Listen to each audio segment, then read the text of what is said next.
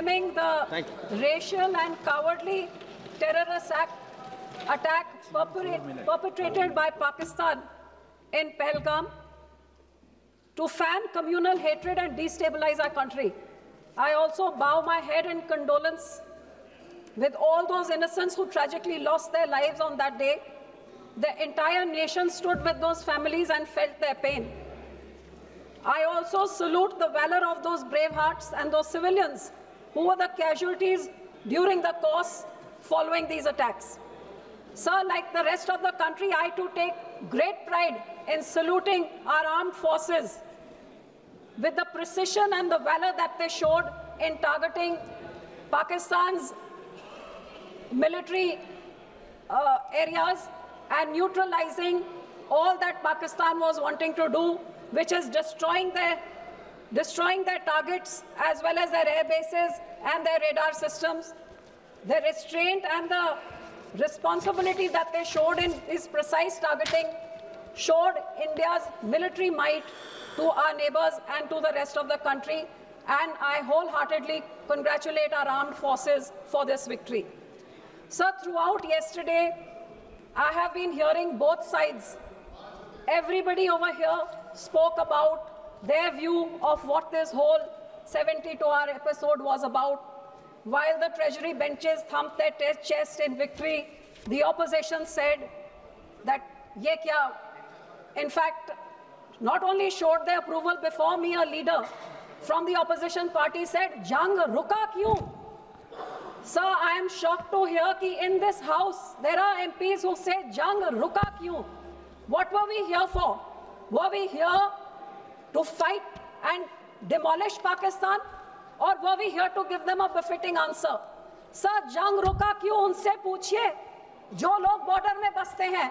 आज इस हाउस में कितने लोगों ने ऑपोजिशन में, रूलिंग में या फिर सरकार में उन लोगों की बात किसने की जो बॉर्डर में बसते हैं? मेरे कश्मीर के भाइयों ने उनकी पीड़ा बताई और मैं पंजाब के लोगों की पीड़ा बताना चाहती हूँ जो उस बॉर्डर में बसते हैं, जहाँ दिन रात उनको इन बॉर्डर में रहने का उसका सामना करना पड़ता है.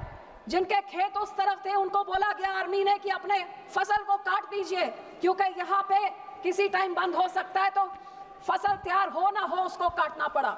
बेचारों को डर के मारे जब वो 3 दिन ऐसे वहां पे ब्लैकआउट हो रहे थे, ड्रोन चल रहे थे, फाइटर जेट्स चल रहे थे, लोगों ने डर के मारे अपने बच्चों को, अपनी बीवियों को, अपने परिवारों को, अपनी चीजों को लेके कैसे वहां से उनको अपना घर बार छोड़ना पड़ा.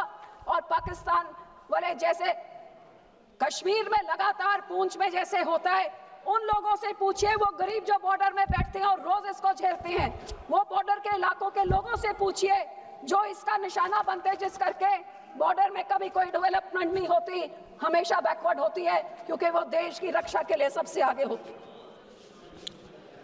सर, मैं उनको ये भी कहना चाहूंगी जो कहते हैं जंग क्यों रुका, कि ये जंग इसलिए रुकना जरूरी था क्योंकि आपके और हमारे बेटे नहीं है जो उस बॉर्डर में रोज मरते हैं. आपके और हमारे घर नहीं है जहां पे बुलेट चलती है और जहां पे शेलिंग होती है. उन गरीबों के बारे सोचिए जो इनका सामना करते हैं और इसलिए जंग को रोकना बहुत जरूरी था. सर, जब भी जंग होता है नुकसान लोगों का होता है. मैं ये जरूर मांगती हूँ कि ये बॉर्डर के लोगों का जो भरपाई होनी चाहिए वो कभी होती नहीं है. ना उनके टूटे हैं घर, ना उनकी सड़कें, ना उनका फसल का नुकसान, कोई उनके बारे कोई बात करता नहीं. और मेरे पंजाब में जो ये समा चल रहा था, लोगों को 47 के काले दिन, 65 के, 75 के वॉर के, वो सारे काले दिन याद आने लग गए कि अब हमारे भविष्य में होगा क्या. और इस सारी चीजों में चाहे शहर हो चाहे गांव हो, सारी लेबर भी भाग गई, बिजनेस का भी सारी कैंसिलेशंस होने लगी, छोटे ट्रेडर्स जो भी हो, दुकानदार, सबका नुकसान हुआ. जब भी सर ऐसी कोई चीज होती है सबसे पहले सरकार कहती है अटारी बॉर्डर बंद कर दो. भाई अटारी बॉर्डर बंद आप कर देते हैं, छोटे दुकानदार, छोटे व्यापारी और छोटे ट्रांसपोर्टर का नुकसान हो जाता है. अब भी आपने कहा terror and talks will not go together, लेकिन जो बड़े बड़े पोर्ट से बड़े बड़े उद्योगपति जो बिजनेस करते हैं उनका तो 10 दिनों तक और चलता रहा. सर, इसी कारण सर आई जस्ट स्टार्टेड, इसी तरह सर ड्रोन्स ने बहुत ही एक इंपॉर्टेंट रोल प्ले किया इन न्यूट्रलाइजिंग दिस. लेकिन मेरे स्टेट पंजाब में पिछले 10 सालों से बॉर्डर के पार से ड्रोन आके आर्म्स, एम्यूनेशन, ड्रग्स लेके हमारे स्टेट में तबाही नहीं मचाई, लेकिन पूरे देश में अपने आर्म्स और अपने ड्रग्स फैला रहा है. जे यही आर्म्ड फोर्सेस इस बार ही न्यूट्रलाइज कर सके, कुछ नुकसान ना होए, तो फिर 10 सालों से क्यों उन ड्रोन्स को नहीं रोका जा रहा है? आपको हैरानी होगी, पिछले 6 महीनों में ही इस साल के बीएसएफ ने 130 drone, 135 kilo narcotics and 79 weapon seize किए हैं।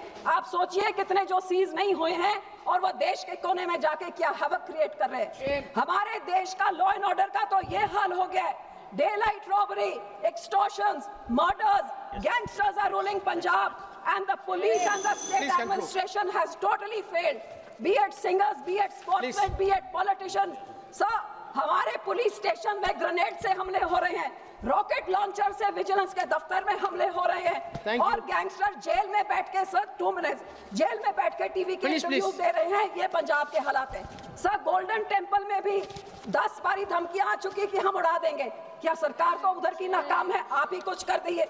और इसी तरह सब well you can not deny कि there has been security lapse and that there has been intelligence failure and our agencies were called napping, but responsibility must be fixed, sir. Otherwise, no one can stop this.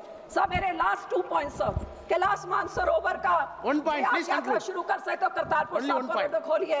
India पाक cricket team cricket match हो सकता है तो दलजीत दोसांझ की movie क्यों नहीं चल सकती है?